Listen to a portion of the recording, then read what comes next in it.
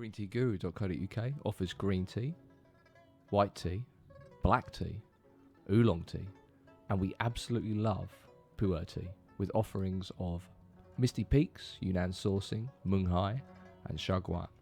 We regularly visit Hong Kong and Guangdong, sourcing out very interesting and special cakes for your tea table.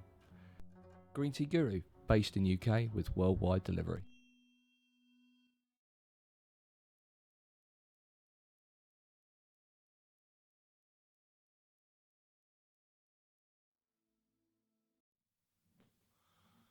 Guys, hi, it's Ollie from greenteaguru.co.uk. I hope you're doing well. I thought I'd make this video. I had an email from Robert. He's a new Pu Erh tea drinker, and he wanted a bit of information. He said, I'm new to Pu Erh, what would you recommend? I want something that's not too bitter, but has a very floral flavour. Immediately I'm thinking, there are two areas that are very suited to your what you want, your taste. Two areas that are more floral, more easygoing, very low astringency and very fruity. Jingmai and Wiyu. Those two areas, very friendly teas, very light, easygoing, not very stringent whatsoever, and very light and fruity and floral. It's exactly what he wants, and that's great. I did also note and mention to him that if you're looking for the super floral aftertaste, in my opinion, and in the journey that I've taken, I've found that the younger, more bitter teas will give into that beautiful sort of floral aftertaste. So if you're looking for an explosion in a floral taste, you kind of have to bite the bullet and go for a more bitter tea. This also got me thinking that a lot of newbies towards Pu Erh, they've got this idea, and you know, it's not wrong, they've got an idea that they really don't like bitter teas. They want all these amazing flavours, but they just don't like bitter.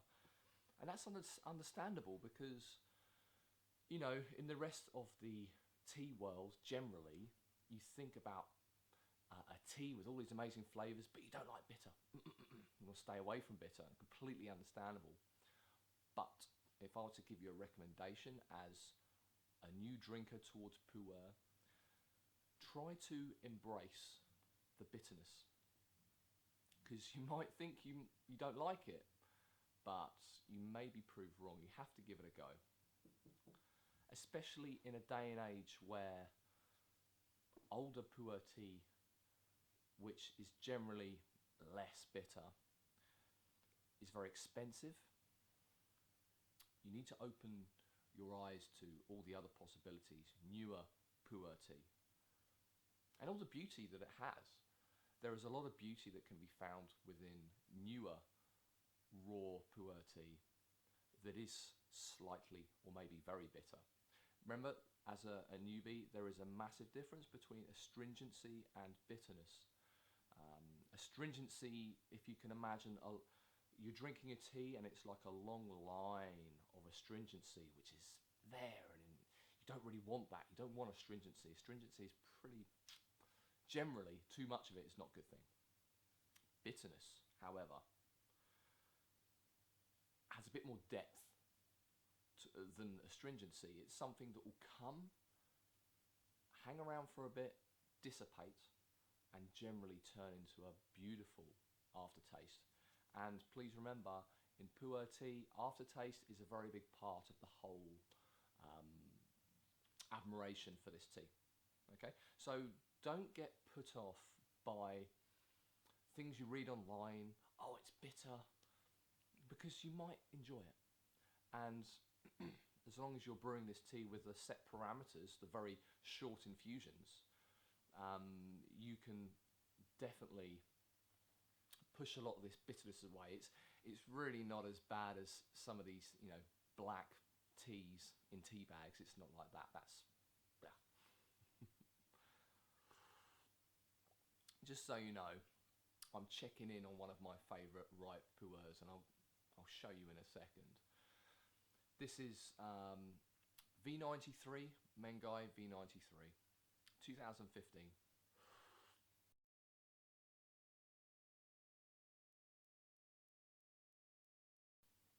I love this tea because it's not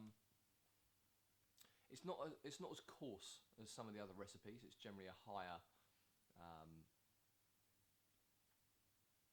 a higher grade of Pu Erh. It's pretty bright in the cup. Sweetness is coming through. It's got a little bit of depth of earth to it, not sort of coarse earth. It's a little bit, tiny bit earthy, but sweet and bright in the cup. Very, very nice. Coming on well. It's only been a couple of years, but.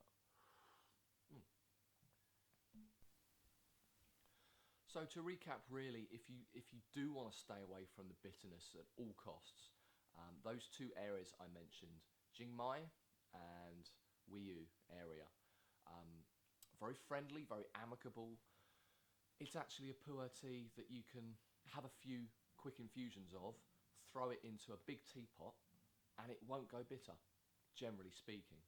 Put in 90-95 seawater, throw it in a teapot, and just serve in a big teapot, and it's absolutely fine. Some of the teas that I recommend for the beautiful, they are bitter, but the beautiful floral aftertaste that we're all seeking, they don't have to be expensive. They really don't.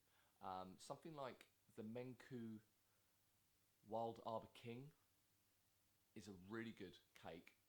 If you're after that, within that cake you'll find that beautiful floral aftertaste that I'm talking about, for an example. But there are many other teas out there, Young Sheng Raw Puers, that have this flavour profile that is wonderful, absolutely wonderful. So the other way that you can avoid the bitterness completely is going for the aged Raw Puers. In doing so, you are really you're going to end up spending a bit of money. Aged Raw Puer, the bitterness levels will come down in time. The bitterness gets replaced by sweetness and beautiful, maybe plum, in some cases plum fruity notes. Excellent flavour profiles. But again, if you're new to Pu Erh, what most people do is they see the massive world of Pu Erh in front of them. They don't know what's what. They have no idea. And generally people go for the cheaper options. Well, it depends what vendor you go to. Some vendors, their cheaper options will be very good. Other vendors, their cheaper options will be absolute dross. Don't go for the cheapest you can find. And it's absolutely fine going for a cheaper Raw Pu Erh in most cases. You're not going to be having bad surprises. But another good piece of information that I would share with newer Pu Erh drinkers is, don't have one or two or three types of Pu Erh tea and then on that basis decide that you're fed up with the whole genre of Pu Erh. I can assure you that there is an extremely large spectrum of flavours, taste profiles within this tea. Very much like oolong tea. It's vast. So please don't have a couple of cheap versions of Raw Puer tea and go, I'm fed up. Even if you don't like newer Raw Puer, we're in 2017, so if you try 2016, 2015, 2014, and you don't get on with that, there's something about it you don't like. Go for an aged version or a semi-aged version of Raw Puer tea. It's going to be more expensive, but I can assure you the difference is chalk and cheese. The newer Puer tea will be, in some cases, very bitter, but very floral notes. When you're going more towards aged versions of Raw Puer tea, you're going to hit that sweetness and more sort of stone fruit flavour. So please experiment with different vendors, experiment with different areas of Pu Erh Tea, and more importantly, experiment with different ages. This is the beauty of Pu Erh Tea. You won't you won't be able to circumnavigate the whole of this genre within a week, 2 weeks, even a year.